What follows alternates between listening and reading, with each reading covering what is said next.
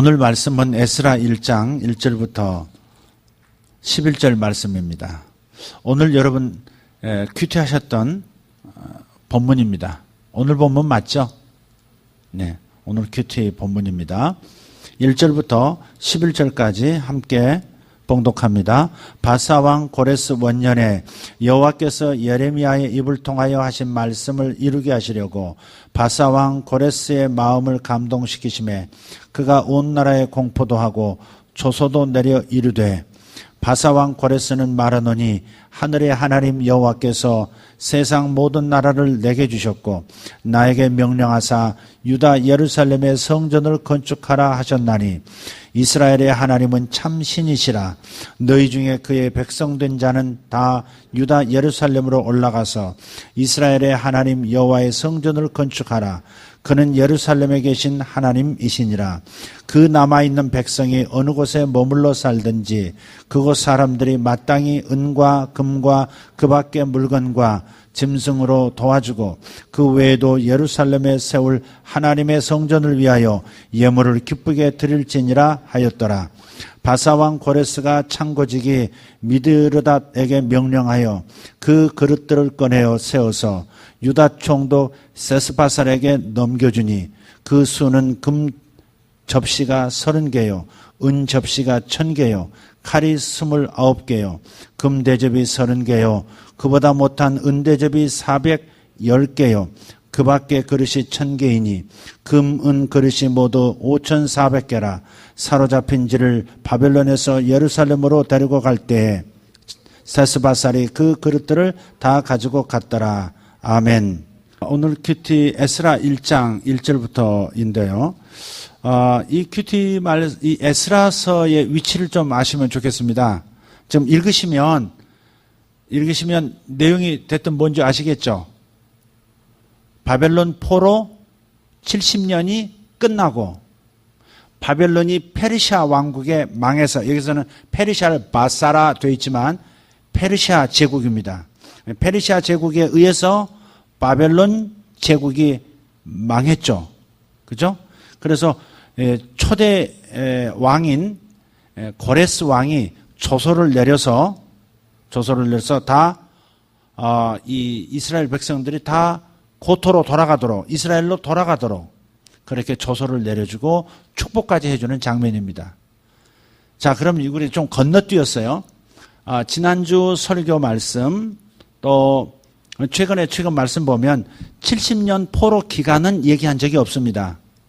근데 70년 포로 기간을 뚝 건너뛰어서 70년 포로 기간이 끝나고 다시 고향으로 돌아가는 이 장면이 에스라 1장이란 말이에요. 그러면 여러분 이 70년 자주 들었잖아요. 이스라엘 사람들이 특히 남쪽 유다 백성들이 150년 전 아수르 제국에 의해서 이스라엘이 멸망당하는 북이스라엘이 멸망당하는 것을 보면서도 뉘우치지 아니하고 계속해서 죄를 더하다가 결국 자신들도 북이스라엘 왕국에 멸망한 지 150년 만에 남쪽 유다마저 바벨론 제국에 의해서 망했단 말이에요. 그러면 언제부터 언제까지가 70년이냐? 지금 70년이 끝난 것은 지금 페르시아의 고레스 왕이 조서를 내린 때까지가 70년이 끝입니다. 그러니까 에스라서 1장이 70년의 바벨론 포로의 끝이고 시작은 언제냐 하는 것입니다. 시작이 언제일까요? 지난주 설교 오후의 설교 들으셨죠? 시드기야 왕이 두 눈을 뽑히고 쇠사슬에 묶여서 바벨론으로 그냥 끌려갔다 이 말이죠. 거기서부터 70년이 에스라서 1장까지냐? 아닙니다. 말씀드렸죠? 바벨론은 세 차례에 걸쳐서 남쪽 유다 왕국을 침공합니다. 첫 번째 침공했던 때가 BC 605년, 그러니까 우리로 말하면 약 2600년 전입니다. 약 2600년 전, 그러니까 BC 605년에 1차 침공해서 항복하니까 소수를 데리고 갑니다.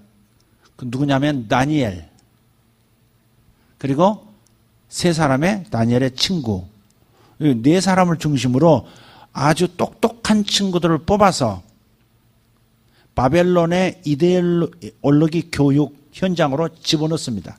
그러니까 남쪽 유다에서 1차 침공 때에는 네 사람만 끌려갔어요. 그 뒤에 다니엘이 끌려간 뒤에 7년 뒤에 다시 바벨론에 또 침공해 옵니다. 그때는 당시 왕이었던 여호야김이라는 왕을 끌고 갑니다. 여호야김의 또 다른 이름은 엘리야김입니다. 엘리야김. 여호야김 혹은 엘리야김이라고 하는 이 유다의 왕을 끌고 가면서 그만 끌고 간 거냐? 아니에요. 엘리트들, 그리고 또 아주 재주가 많은 장인들을 끌고 갑니다. 약 10,000명을 끌고 가요. 왕과 함께 제사장 중에서 특별한 제사장이 한 사람이 있습니다. 그 사람이 에스겔입니다. 에스겔서를 기록한 제사장 에스겔. 여러분 선지자, 이 에스겔서를 선지서라고 여러분 읽죠? 근데 선지자이기 앞서서 그 사람은 제사장이었던 분입니다. 제사장인데 바벨론으로 잡혀가 있다가 하나님의 말씀을 듣기 시작했고 그때부터 선지자가 된 겁니다. 그러니까 그때 끌려간 사람이 엘리야김 왕과 에스겔 선지자와 그리고 수많은 장군들, 그리고 이 석수 이렇게 뭔가 제품을 만들 수 있는 장인들, 능력 있는 사람들 10,000명을 다 끌고 가서 어디로 가느냐? 바벨론의 그발 강가로 집단 이주시켜서 그곳에서 바벨론 그 7대 불가사의라고 하는, 세계 7대 불가사의라고 하는 바벨론 성을 쌓는데, 바벨론 성벽과 바벨론의 공중정원을 만드는데 그 인력들을 사용합니다. 그러니까 다니엘과 네 친구는 외국 유학하는 수준으로 간 겁니다. 바벨론 왕실에, 바벨론 제국에 있는 모든 속국들의 똑똑한 젊은이들을 뽑아가지고 그들을 집단으로 바벨론 제국에 이념과 사상과 학문을 집어넣어서 결국은 다시 파송해서 자기들이 지배하고 있는 나라들을 다스리게 하려고 하는 엘리트 교육을 위해서 1차 포로 때는 끌고 간 사람들이고, 2차, 7년 뒤에 2차 때는 이제는 바벨론 제국의 그 엄청난 성과 그리고 공중정원을 만들기 위해서 끌고 간 겁니다. 10,000명이 끌려갔어요. 2차 때는 굉장히 비참했죠. 그때 끌려간 사람만 있는 게 아니라 성전의 기명들, 제사 드릴 때 쓰는 모든 좋은 기구들을, 금은으로 만든 보화들을 다 끌고 가지고 가버립니다. 자, 그런 상황이에요. 그래서 이 바벨론 포로 생활 70년이라고 하는 것은 시작은 다니엘서 1장이고요. 끝은 에스라 1장입니다. 자, 이제 이해하시겠어요? 지금 에스라서가 앞에 있고, 그렇잖아요. 에스라가 역대하 다음에 있잖아요. 에스라서가 앞에 있고 다니엘서가 뒤에 있으니까 다니엘이 에스라보다 훨씬 뒤에 사람처럼 인식하기 쉬운데 아니라 이 말이에요. 다니엘이 첫 번째고 그 다음 에스라가 70년 뒤에 포로에서 돌아와서 이스라엘을 재교육하는 학사 겸 지도자였습니다. 그러면 그 70년 중간기에 활동했던 사람은 누군가? 대표적인 사람이 에스겔이니까 에스겔서가 통째로 포로기 70년 동안에 있었던 그 본론이라 이렇게 생각하시면 되겠어요. 서론은 다니엘서 1장, 결론은 에스라 1장, 본론은 에스겔 전체. 됐습니까? 자, 그러면 지금 포로로 다 10,000명 이상 잡혀갔을 뿐 아니라 3차 침공 때는 어떻게 됐어요? 예루살렘 성까지 완전히 함락을 시켜버리고 완전히 다 불태워버리고 허물어버립니다. 그리고 다 죽입니다. 지난번 들으셨던 것처럼 그때 마지막 남은 왕이었던 시드기야 왕도 두 눈을 뽑고 바벨론으로 끌고 가버린 것이 3차 침공 때입니다. 이게 마지막입니다. 그러니까 3차 침공 때부터 포로 생활 70년이 시작된 게 아니라 다니엘 때부터 계산해서 에스라 때까지가 70년이다. 이렇게 생각하시면 되겠습니다. 그러면 다 잡혀간 다음에 저쪽 남은 유다 땅에서는 누가 활동을 했느냐? 예레미야가 여전히 활동을 합니다. 바벨론으로 잠깐 끌려가다가 보니까 친바벨론 정책을 폈던 선지자거든요. 그러니까 그때 느부갓네살 왕이 너는 돌아가, 자유해서 돌아갑니다.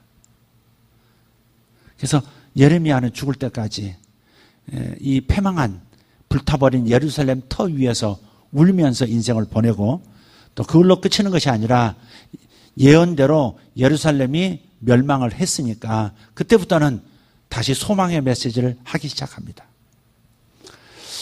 그래서 예레미야는 그곳에서 계속해서 편지를 써서 바벨론으로 사로잡혀간 다니엘 때부터 시드기야 때까지 바벨론으로 사로잡혀간 이스라엘 백성들에게 편지를 계속 보냅니다.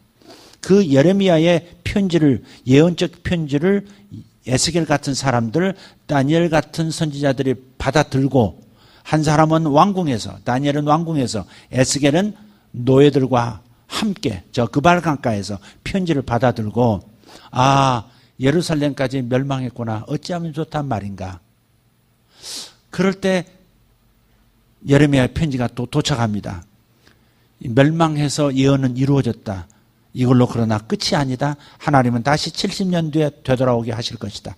그러니 이렇게 교육하라, 이렇게 교육하라. 그런 편지를 계속해서 보내주는 겁니다. 예레미야는 죽을 때까지 현장에 남아있던, 남유다에 남아있던 사람들에게도 사역을 했고요.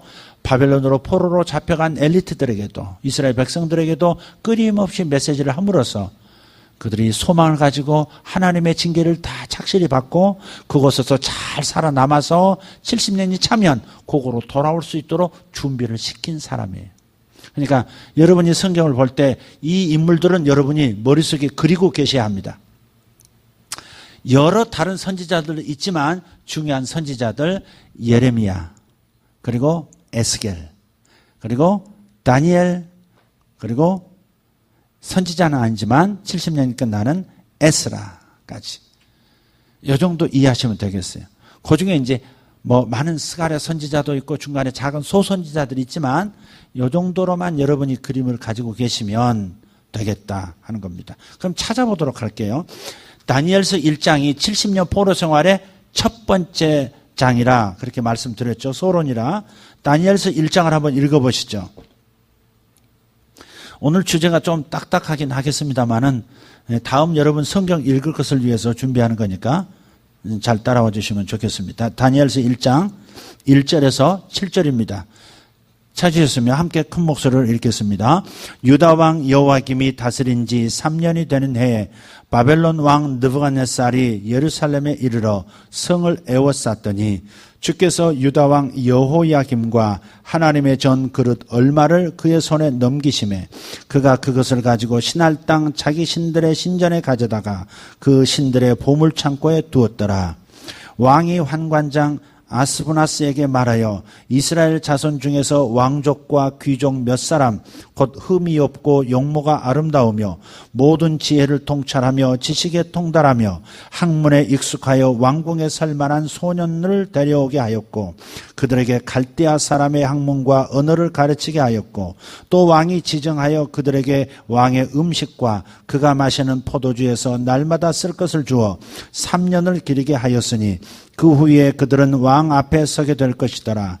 그들 가운데는 유다 자손 곧 다니엘과 하나냐와 미사엘과 아사랴가 있었더니 환관장이 그들의 이름을 고쳐 다니엘은 벨드사살이라 하고 하나냐는 사드락이라 하고 미사엘은 메삭이라 하고 아사랴는 아벳느고라 하였더라. 아멘. 자, 이제 아시겠죠? 바벨론 포로의 1차, 바벨론 70년 포로 기간에 속하는 제1차 포로입니다. 다니엘과 세 친구. 그런데 여기서 등장하는 그 바벨론의 왕은 느부갓네살 왕입니다. 느부갓네살이 나오죠. 근데 그때 당시 유다 왕이 누구였어요? 여호야김. 다른 이름으로는요, 엘리야김. 근데 이때는 왕을 잡아가요, 안 잡아가요? 왕은 건드리지 않습니다. 볼모로 왕의 자녀, 왕족 중에서 귀족 중에서 몇 사람 뽑아서 데리고 갑니다. 그러면 유다에서만 뽑아서 데리고 갔느냐? 아니라 이 말이죠. 그 바벨론 제국의 주변 국가들, 자신들이 정복한 나라들의 왕족과 귀족 중에서 똑똑한 애들을, 공부 습관이 된 애들을 데리고 간 겁니다. 공부 습관이 된 애들. 여러분, 공부 습관이라는 용어는 없어요. 그러나 가만히 읽어보면 공부 습관이 잘 된 아이들을 뽑아서 바벨론 왕실에서, 갈대아라고 되어 있습니다만은 바벨론 왕실에서 직접 최고의 학자들이 갈대 학문, 바벨론 학문을 가르치는 겁니다. 바벨론 언어, 바벨론 학문 모든 걸 가르치는 거예요. 이 바벨론이 당시 최고의 국가였기 때문에 이 천문학부터 시작해서 잡기에 이르는 여러 가지까지 다 가르치는 겁니다. 자, 근데 이 상황이 뭐냐면 이것은 이제 역사 속에 있었던 일이고 하나님의 눈으로 한번 보자 이게. 인간의 눈으로는 지금 전쟁에서 패배해서 볼모로 왕족과 귀족 아이들 몇이 사로잡혀 갔다. 이 얘기로 보이겠지만 하나님의 눈에는 이스라엘에 대한 징벌이면서 죄에 대한 징벌이면서 동시에 하나님은 이걸 기대하는 겁니다. 지금 왕족과 귀족 아이들이라면 최고의 신앙, 최고의 학문 공부를 할 수 있었던 아이들이란 말이에요. 다니엘과 세 친구를 말하는 겁니다. 그럼 얘들이 제사장 나라 거룩한 시민, 거룩한 백성으로서 얼마나 양육이 잘 됐는가, 얼마나 유일하신 하나님을 섬기는 신앙과 사상으로 온전히 무장되었는가를 시험하는 시험대에 오른 겁니다. 그래서 고대 근동에서 최고의 최대 제국이라고 할 수 있는 그 거대한 아수르 제국을 무너뜨린 페르시아 제국이라는 말이에요. 황금의 제국이라고 하는 페르시아 제국. 이 페르시아 제국의 최고 학문, 최고 사상, 최고 철학과 최고 신앙과 더불어서 이 유대의 네 소년이 하나님의 나라에 속한 이 네 소년이 거대한 제국 문명과 충돌했을 때 게임에서 이기냐 지느냐를 하나님은 증명하려고 하시는 거예요. 이해가 되십니까? 세계에서 가장 뛰어난 아이들을 데려다가 바벨론 제국의 가장 첨단의 학문과 과학들을, 수학들을 그들에게 집어넣어 주면서 이들이 과연 바벨론 제국의 사상과 신앙과 철학에 흡수가 되느냐, 아니면 여호와 신앙과 하나님을 섬기는 그 사상으로 끝까지 살아남을 것이냐를 가늠할 수 있는 상황이 이 상황이라는 말이에요. 그런데 게임이 벌써 다니엘서 1장에서 벌써 나타납니다.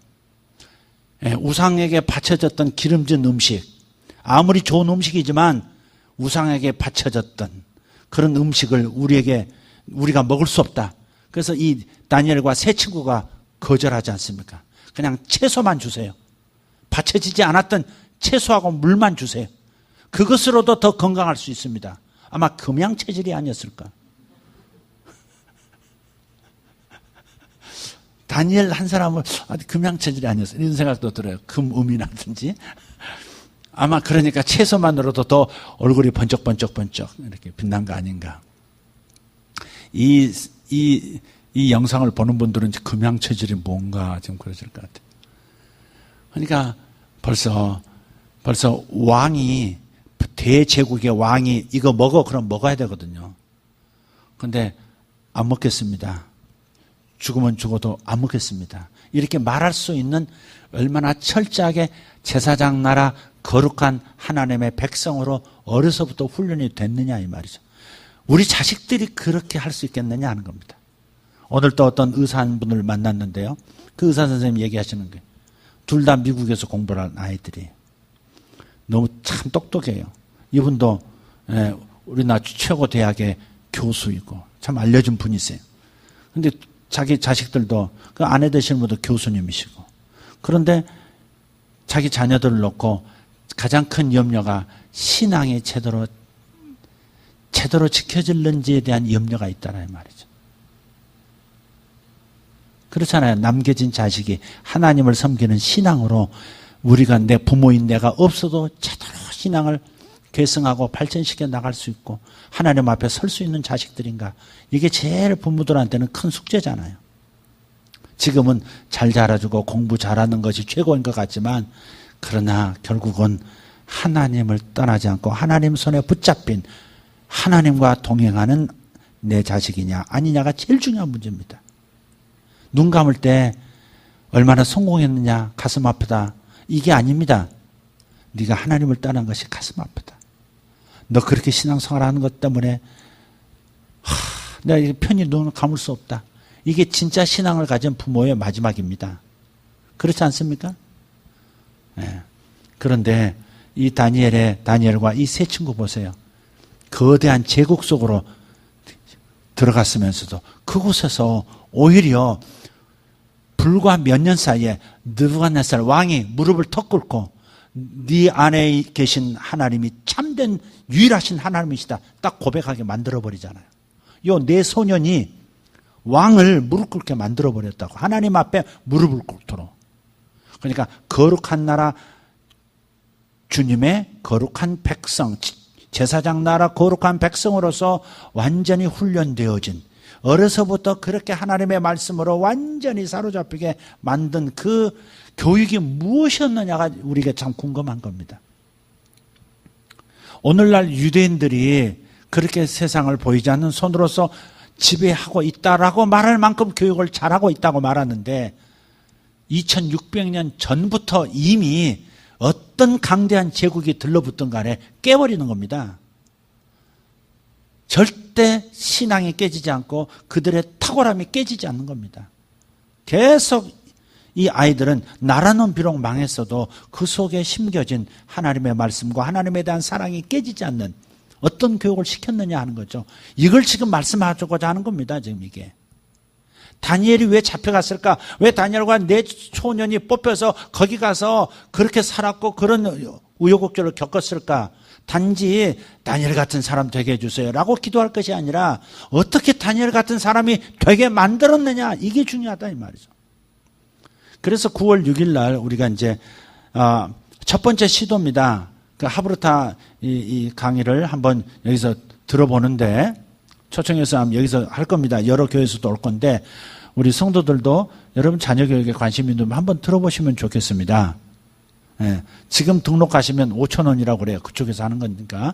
당일 등록하면 만 원이래요. 일단 1차 들어볼 겁니다. 근데 제가 진짜 원하는 것은 그분들의 강의보다도 그 다음 언제가 될지 모르겠습니다만은 정말 제대로 깊이 더 연구한 교회 문화에 어떻게 적용하는지 샘플을 가지고 있는 분들을 또 초청해서 교회와 여러분들에게 도움을 드리려고 하는 겁니다. 도대체 유대인 교육이 무엇인지 그 하브르타 교육이라는 게 학습 방식이라는 게 뭔지에 대해서 어떻게 우리에게 적용할 수 있겠느냐, 한국인에게 어떻게 적용되겠느냐, 교회는 어떻게 적용되겠느냐 하는 것을 사역자들과 성도들이 한번 검토해 보려고 하는 겁니다. 자, 그래서 유대인의 교육 방식은 정말 다시 한번 우리가 깊이 들여다봐야 할 필요가 있는 부분입니다. 특히 다니엘과 세 친구를 보면 정말 그렇습니다. 여러분 자녀들 이런 아이들 만들고 싶지 않습니까? 풀무불 속에 던져질 건데도 금신상 앞에 절만 한번 딱 하면 될 텐데, 그리고 회개하면 될 텐데 절하지 않겠습니다. 하나님께서 저 풀무불에 저 영광로에 던져진다면 하나님께서 우리를 건져주시리라고 나는 믿습니다. 우리는 믿습니다.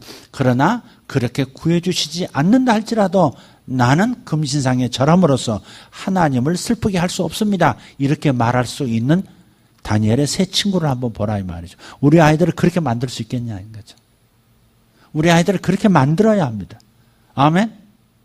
여기 지금 이미 장성한 우리 자녀들도 있을 거예요. 부모님들 뒤에도 계시고 학생들도 있고요. 그러나 다니엘과 세 친구 같은 자녀로 우리가 무장시켰느냐 하는 것은 매우 중요한 문제입니다. 교회에 맡겨서는 안 됩니다, 여러분. 교회는 최대한 대로 할 거예요. 도와드릴 겁니다. 그러나 부모들이 자녀 교육을, 신앙 교육을 시켜야 합니다. 부모들이 매일 만나잖아요. 그냥 어떻게 신앙 교육을 어려서부터 시킬 거냐. 다 큰 아이들은 이미 머리가 커가지고 어려울 겁니다. 죄송한 얘기지만 어려울 겁니다. 지금 유대인들은 이렇게 얘기합니다. 이 유대인 지금 장성한 아직 결혼 안 한 그런 청년들에게 이렇게 미국 이 유명한 방송국에서 인터뷰를 한 겁니다. 예, 물었어요. 당신은 뭐가 가장 행복하냐? 똑똑한 유대인 청년들에게 물었습니다. 당신들은 뭐가 행복하냐? 지금 하버드 수석한 거 그거 기쁩니다. 뭐 이런 거 얘기할 줄 알았어요. 그런 게 아닌 거예요. 일주일에 한 번씩 모이는 안식일 날 가정에서 부모님과 함께 식사하고 대화 나누는 것, 그것이 가장 행복하다고 이구동성으로 얘기하는 겁니다. 그러니까 가정 식탁에서 우리는 과연 가정 식탁이 행복하도록 만드느냐는 거죠. 먹는 게 들어가면서 그러면서 행복할 수 있는 대화들을 나누느냐는 거죠. 뭐 해? 하지 마. 너 왜 그러고 있어? 이런 얘기는 많이 하죠. 그러나 그런 얘기를 할 필요 없는 다른 적극적인 교육 그림이 우리에게 있어야 된다는 거죠. 그러니까 저녁에 애들 따로 아빠 따로 엄마 따로 그럴 수밖에 없는 환경이기도 하지만 최선을 다해서 적어도 일주일에 한 번이라도 자녀들과 함께 모여서 함께 식사하면서 그러면서 깊은 얘기를 나누고 하나님의 말씀을 나누고 하나님의 말씀을 어떻게 적용할 것인가를 나누는 이 훈련을 우리가 노력하지 않으면 우리 아이들은 부모 밑에 있으니까 신앙 있는 부모에게 있으니까 보호가 되고 있는 것처럼 느낄 뿐이지 이미 아이들은 스마트폰에 뺏겨 있고 세상 쾌락 문화에 뺏겨 있는 상황이다. 이렇게 생각해도 과히 틀리지 않을 겁니다. 우리 자녀들의 신은 하나님이 아닐지도 모릅니다. 명목상의 하나님이지 실제로 가장 중요하고 가장 행복하고 가장 행복을 주고 가장 쾌락을 느끼게 만들어주는 존재는 어쩌면 문화일지 모른다는 겁니다. 그러니까 이 부분을 우리가 심각하게 생각하면서 다니엘과 세 친구는 해냈다 이 말이죠. 비록 나라가 망했지만 이런 멋진 아이들을 길러냈으니 미래가 보장이 돼 있는 겁니다. 바벨론 포로 70년이 시작되는 이 다니엘과 세 친구의 이야기는 결국은 외향으로는 하나님의 나라의 제사장 나라의 패배인 것처럼 몰락인 것처럼 보이지만 그러나 정말 새로운 거대한 물줄기를 이룬 원형의 신앙을 그대로 유지하고 있는 또 다른 싹을 하나님께서 길러넣고 계신다. 그렇게 생각하시면 되겠습니다. 자, 좀 다른 얘기를 해보겠습니다. 여러분이 예레미야서를 한번 하루 저녁 이번 주간에 예레미야서를 한번 후딱 한번 읽으셨으면 좋겠습니다. 예레미야서를 이제는 여러분이 읽으실 수 있습니다. 예레미야는 1차 포로 이전부터 예언했던 사람입니다. 다니엘이 잡혀가기 전부터 예언했던 사람이에요. 그러니까 바벨론의 1차 침공 이전부터 계속해서 예언했기 때문에 예레미야서를 읽어보면 포로가 시작된 때부터 시작해서 포로기가 마치는 때까지 이야기가 예레미야에 다 있다 그렇게 생각하시면 되겠어요. 예레미야는 그게 다 그에 대해서 예언을 해놨기 때문에 다 있다 생각하고 보시면 예레미야서를 이해하시게 될 것이다 이 말이죠. 그래서 예레미야의 첫 번째는 뭐냐면 남쪽 유다에 대한 그 경고를 합니다. 우상 숭배, 부모 업신여기는 것 이런 것들 때문에 심판이 임한다는 거죠. 가난한 자를 이렇게 더 부자들이 가난한 자의 돈을 착취하는 것, 거짓 선지자들이 횡행하는 것, 제사장들이 하나님의 말씀은 가르칠 생각하지 않고 다른 데 탐욕에만 이렇게 이 자신의 눈을 굴리고 있는 이 상황들 이런 것들이 결국 남쪽 유다의 징계, 즉 심판이 임하게 만드는 요인이다라고 하는 예언을 예레미야가 쭉 하고요. 그 다음에 예레미야의 예언 중에 예루살렘이 함락될 때부터 또 예언이 있습니다. 남쪽 유다의 예루살렘 성이 멸망한 다음부터는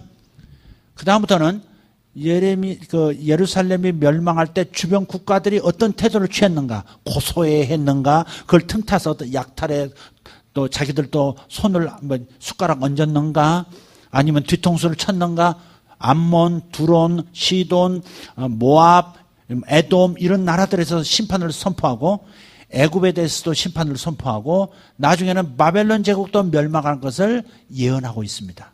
그 내용들이 예레미야서에 쭉 나와 있고 그 다음에 다시 70년이 맞춰지면 다시 이렇게 회복돼서 돌아오게 될 것이다까지 예언되어 있습니다. 망하는 얘기부터 시작해서 주변 국가들에 대한 예언, 회복에 대한 예언까지. 그러니까 예레미야서를 쭉 읽으시면 70년이 어떻게 돌아갔는지에 대한 이해를 여러분이 잘 하실 수 있게 되겠다 하는 겁니다. 자, 우리 에스겔서 이야기가 있습니다만은 요 얘기를 좀 잠깐 좀 나누겠습니다. 예레미야서를 잠깐 펴시면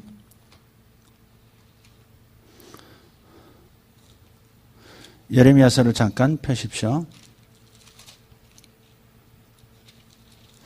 자, 이런 얘기로 다시 한번 접근해 보겠습니다. 자, 1차 침공 때 여호야김, 엘리야김이 그대로 있었죠? 2차 침공 때 어떻게 됐어요? 여호야김을 잡아가잖아요. 바벨론으로 잡아가요. 잡아가면서 누구를 왕으로 바벨론에서 대체해서 세웁니다. 그게 바로 여호야김의 작은아버지 마따니아라고 하는 사람을 왕으로 세웁니다. 그러니까 바벨론 제국의 호소아비 왕이라고 할 수 있겠죠. 그래서 마따니아라고 하는 왕을 세우는데 마따니아를 세우면서 바벨론식 이름을 지어줍니다. 왕에게, 유다 왕에게. 그 이름이 시드기야입니다. 아까 두 눈 뽑혀서 잡혀갔다고 하는. 그러니까 이 사람은 여호야김의 작은 아버지이면서 여호야김의 다음 왕, 유다의 마지막 왕이 되는 거죠. 시드기야면서 마따니아입니다. 근데 이 시드기야 왕이 자기가 사랑을 못 받습니다. 너는 바벨론에서 세운 왕이야. 우리들의 왕은 지금 사로잡혀가 있는 여호야김이 우리의 진정한 왕이야 하면서 바벨론으로 사로잡혀가 있는 여호야김을 굉장히 그리워합니다. 그러니까 자기가 왕이 되긴 됐는데 지금 뻘쭘한 겁니다. 지금 시드기야가 뻘쭘한 거예요. 지금 백성들의 마음이 자기에게 없다는 걸 안 거예요. 그래서 백성들의 마음을 사로잡고 그래서 다시 한번 나라를 그래도 한번 붙잡고 세워보겠다고 처음 시도한 이벤트가 하나 있습니다. 일종의 관변 집회인데요. 정부가 주도해서 만든 집회인데 그 집회를 장소가 어디냐면 예루살렘에 있는 성전 안에서 합니다. 근데 성전 안에는 이미 1차 포로, 2차 포로 때 전부 기명들을 가지고 가버렸기 때문에 휑하니 제사드릴 기구도 아무것도 없는 휑한 공간 안에, 성전 안에서 그냥 거기서 집회를 하는 겁니다. 집회 강사는 하나냐라고 하는 거짓 선지자입니다. 그래서 시드기야 왕이 하나냐하고 얘기해서 하나냐를 세워가지고 하나냐가 하나님께 받았다는 말을 선포하게 합니다. 근데 그 장소에 모인 청중들은 누구냐면 남쪽 유다의 지도자들만이 아니라 에돔, 모압, 시돈, 두로 이런 나라들 있잖아요. 주변 5개국의 리더들이 다 모여왔습니다. 왜 그런 줄 아십니까? 저 거대한 바벨론 제국이 과거에 아수르 제국이 유다를 쳐들어왔을 때 결국 이기지 못하고 패스트균이 창궐해서 포위하고 있던 아수르 대군이 그냥 몰살당했던 그 기억을 하고 있는 겁니다. 그러니까 지금 새롭게 일어난 바벨론 제국에 의해서 자기들도 지배당할까 봐 전전긍긍하고 있던 주변 5개국 리더들이 이번에도 아수르 때처럼 남쪽 유다가 바벨론을 물리치고 이겨먹을 방법이 있을까 해서 다 모인 거예요. 이해되세요? 유다가 한번 아수르 제국을 이겨먹은 적이 있단 말이에요. 그러니 바벨론 제국을 이길 방법이 유다에게는 있을지도 몰라 하면서 이 작은 나라 리더들이 어디에 모였어요? 유다에 있는 예루살렘 성전에 모였단 말이에요. 그때 주강사가 누구라고요? 하나냐. 그 하나냐가 예레미야에 나옵니다. 이 거짓 선지자예요. 예레미야는 뭐라고 예언했어요? 너희들이 바벨론으로 사로잡혀 가도록 예루살렘이 망하도록 하나님은 결정하셨다. 그러니 곱게 끌려가라. 제대로 벌 받아라. 그리고 벌 끝난 다음에 돌아와라. 이게 예레미야의 단순한 아주 명쾌한 메시지입니다. 그런데 하나냐가 시드기야하고 같이 짜고서 하나님께 예언받은 것처럼 예언을 합니다. 다 모인 데서 들으시오 각국 정상들이여, 예루살렘의 리더들이여 들으시오. 하나님께서 제게 말씀하셨습니다. 2년 안에 바벨론의 멍에를 하나님이 꺾으시겠다고 말씀하셨습니다. 바벨론의 멍에를 꺾은다는 말이 무슨 말이에요? 바벨론이 망하고 유다가 자유하게 된다, 그 말을 하는 거죠. 2년 안에 바벨론의 멍에를 하나님께서 꺾으실 것입니다. 그리고 사로잡혀 갔던 1만 명 이상의 우리 동포들이 2년 안에 돌아올 것이고, 빼앗겼던 성전의 기물들이 전부 다 예루살렘으로 되돌아올 것입니다 라고 예언을 했습니다. 근데 바로 그때 한 남자가 그 집회를 완전히 망쳐버렸습니다. 한 손에는 줄을 잡고 있고요. 한번 상상해 보세요. 한 손에는 길다란 줄을 잡고 목에는 소들이나 얹어 쟁기 끄는 그 멍에를, 나무로 만든 멍에를 얹혀놓고 그 집회 장소에 나타난 겁니다. 이렇게 6개국 정상들이 모여있는 장소에 나타났어요. 그게 바로 예레미야입니다. 퍼포먼스 하는 겁니다. 그러면서 예언합니다. 다시 말한다. 하나님께서, 여호와께서 이렇게 말씀하셨다. 너희들은 이미 멸망되기로 결정되었다. 죄는 이것 때문에 너희들은 멸망당한다. 그러므로 70년 동안 가서 벌받아라. 바벨론 왕이 너희들에게 멍에를 씌워서 끌고 갈 것이다. 그리고 예루살렘은 불탈 것이다. 남자들은 다 죽임을 당할 것이고 여자들은 폭행을 당할 것이고 모든 좋은 것들은 다 뺏길 것이고 부모 잃은 아이들은 길바닥에서 기절해 넘어져 있을 것이다. 이 말을 하는 이 예레미야 심정도 보통 심정이 아니죠. 피눈물 나는 선포죠. 그냥 하나님 말씀이니까 선포하는 겁니다. 그러니까 찬물 끼얹은 것처럼 그 아멘 아멘 2년 안에 바벨론을 꺾어주신다 그러니까 전부 아멘하고 난리가 난 판에 갑자기 아니다 하면서 이 예레미야가 완전히 죽서버린 겁니다. 그러니까 깊이 시드기야하고 하나냐가 눈짓을 교환한 다음에 하나냐가 딱 나서서 주강사의 그 권위를 가지고 예레미야의 뺨을 쫙 치면서 그의 목에 있는 멍에를 끌어낸 다음에 분질러 버립니다. 그리고 줄도 빼앗습니다. 줄은 뭐냐면, 줄은 뭘 뜻하냐면 이것은 측량이 끝났다. 옛날에 줄자 그러잖아요. 그러니까 이미 하나님은 이걸 계획하셨고 이미 결정하셨다. 그게 바로 줄의 의미입니다. 다림줄과도 같은 거죠. 그리고 멍에는 바벨론에서 너희들이 끌려갈 것이다. 끝났다. 그 얘기죠. 근데 아니라 하면서 다시 꺾어버리고 다시 선포합니다. 분명히 여호와께서 말씀하셨느니라. 바벨론은 2년 안에 망할 것이고 포로들은 2년 안에 돌아올 것이고 성전 기물이 다시 돌아오고 예루살렘은 다시 하나님의 도성이 될 것이다. 그렇게 한 거예요. 그러니까 거짓 선지자는 당장 듣기 좋은, 좋다 잘 될 것이다 라만 말한다 이 말이죠. 이미 하나님께서 결정하신 일을 그렇게까지 번복할 수 있는, 결국은 증명은 어디서 됐습니까? 자, 다니엘이 잡혀간 때가 605년이거든요. BC 605년. 7년 뒤에 그 다음에 시드기야 여호야김 왕과 1만 명이 저 그발강가로 잡혀가고요.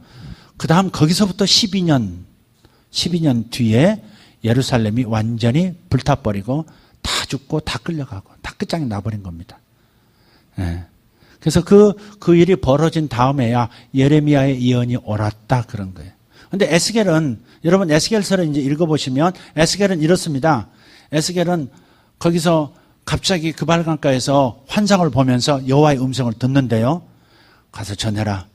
지금도 곧 예루살렘으로 돌아갈 것이라고, 하나님께서 곧 돌아가게 하실 것이라고 생각하는 포로들이 많고, 그렇게 말을, 허황된 예언을 유포하는 자들이 있다. 그들에게 명백히 말해라. 예레미야의 예언이 옳다. 너희들은 70년 여기서 살아야 되니까, 그러니까 땅을 개간하고 여기서 집을 짓고, 그리고 여기서 자식들 결혼시키고 자식의 자식까지 결혼시켜야 된다. 아예 정착 잘할 생각하고 해야지, 괜히 돌아갈 생각하면서 반역자로 몰려가지고 바벨론에게 또 때려 죽임 당하고 그러지 말고, 그냥 70년 벌 받는 심정으로 여기서 자식의 자식까지 결혼시킨다 생각하고 그냥 여기서 정착할 마음을 가져라. 70년이 찰 때까지는 절대 안 된다. 그러면서 에스겔이 다시 예레미야와 동일한 예언을 계속합니다. 그러다가 어느 날, 자기가 잡혀온 지 12년 되는 어느 날 소식을 듣습니다. 예루살렘이 불타버렸다고. 다 산산이 부서지고 다 흩어졌다고. 고국에 남겨놓은 자기의 동족들이 대부분 죽임당하고 전부 노예로 팔려가고 끝이 났다고. 그때 많이 울죠. 에스겔도 많이 웁니다. 그러고 나서 하나님께서 다시 말씀을 주십니다. 예레미야에게 하신 것처럼 이제는 벌에 대한 것은 이루어졌으니까, 아직 70년까지는 아직 많이 남았지만 이제부터는 그들에게 소망의 메시지를 전해라.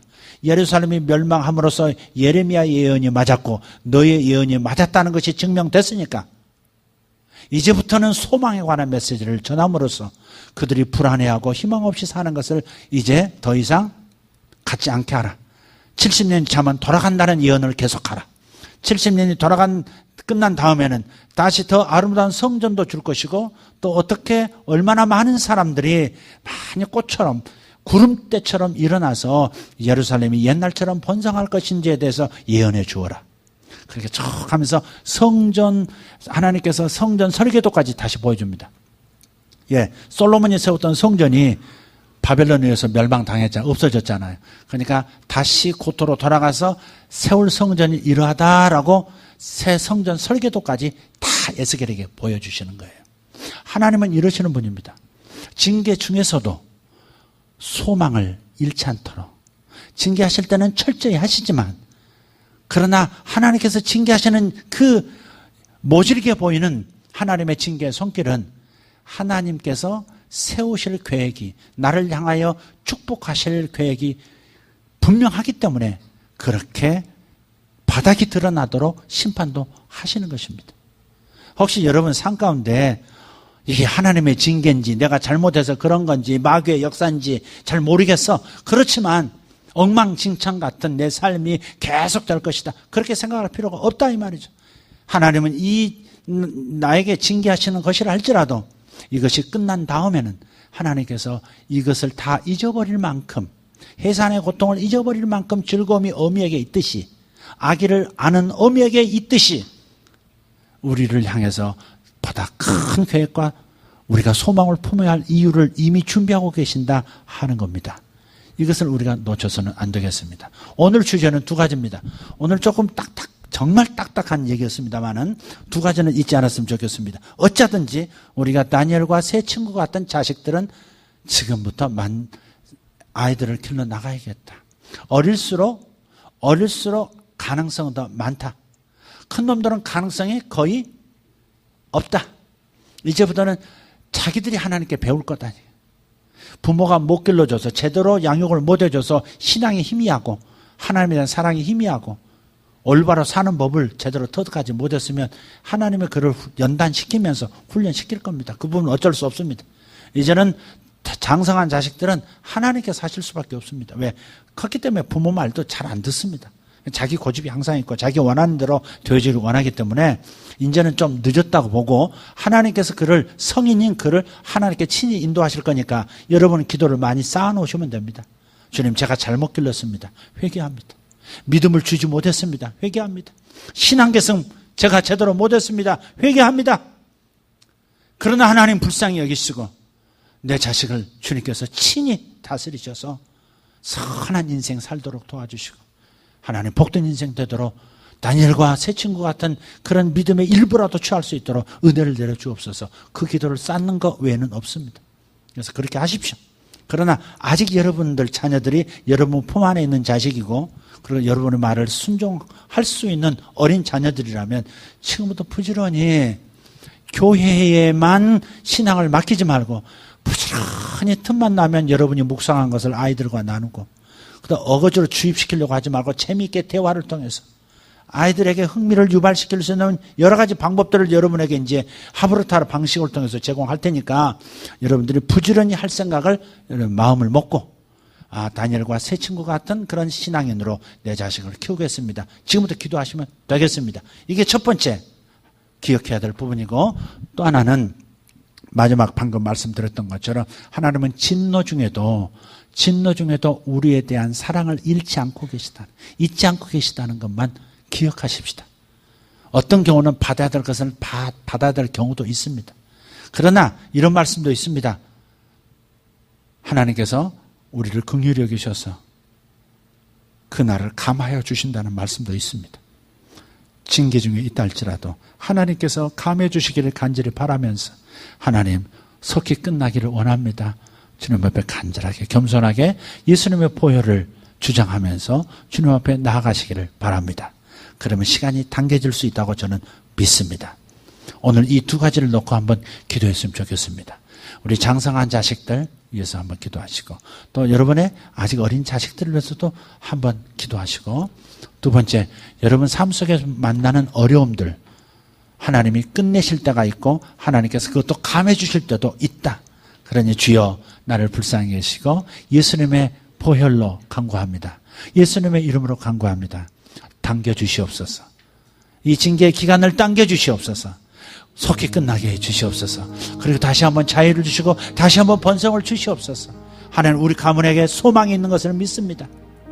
내가 곰곰이 생각한 즉 재앙이 아니라 소망이 내 속에 있음을 저는 발견합니다. 왜냐하면 하나님이 나를 사랑하시는 것을 내가 알기 때문입니다. 죽음이 하나님의 사랑을 내게서 끌어낼 수가 없고, 나에 대한 하나님의 사랑을 천사도 끌을 수가 없고, 어둠도 끊을 수가 없고, 천사도 끊을 수가 없고, 과거도 끊을 수 없고, 미래도 끊을 수 없고, 높음도 끊을 수 없고, 낮음도 깊음도 끊을 수 없는 것을 저는 믿습니다. 하나님의 사랑이 저에게는 소망입니다. 하나님의 사랑으로 돌아가십시다. 두려워하지 마시고, 두려움을 품지 마시고, 여러분의 자녀에 대한 미래, 자녀의 미래에 대한 것, 자신의 인생의 미래에 대한 것, 두려움을 품지 마시고 하나님의 사랑에 초점을 맞추시고, 구약과 달리 십자가의 은혜가 있지 않습니까? 십자가의 공로를 통해서 주님 저에게 자유를 주시고 저에게 다시 일어설 수 있는 힘을 속히 주시옵소서. 주님 역사하실 줄 믿습니다. 믿고 기도하실 분 일어나서 한번 같이 기도하도록 하겠습니다. 주님 감사합니다. 하나님 감사합니다. 위대하신 하나님 역사해 주십시오. 주님 앞에 손들고 기도하십시다. 주님 제가 여기 있습니다. 주님 제가 여기 있습니다. 여러분 자녀들과 함께 서십시오. 여러분 자녀가 여러분 옆에 없더라도 여러분 곁에 있는 것처럼 생각하고 여러분 자녀를 위해서 축복하며 기도하십시오. 주님 다니엘과 새 친구 같은 믿음을 주시옵소서. 아버지, 다니엘과 새 친구 같은 믿음을 거저 얻는 것이 아니라 하나님의 말씀을 부모가 함께 나눌 때, 부모와 함께 하나님의 말씀을 나누고 하나님의 말씀을 함께 묵상하고 함께 주님 앞에 나아갈 때 다니엘과 새 친구의 믿음이 생길 줄 믿습니다. 예스겔과 같은 믿음이 생길 줄 믿습니다. 에스라 같은 학자가 나올 줄도 믿습니다. 다니엘 같은 영특한 하나님의 사람이 나올 줄 믿습니다. 에스겔 같은 견고한 남자가 나올 줄 믿습니다. 하나님, 에스더 같은 인물이 나올 것이고 하나님, 느헤미야 같은 능력자가 나올 것을 믿습니다. 하나님, 하나님의 말씀으로 돌아가겠습니다. 주여 삼창하고 기도하겠습니다. 주여, 주여, 주여.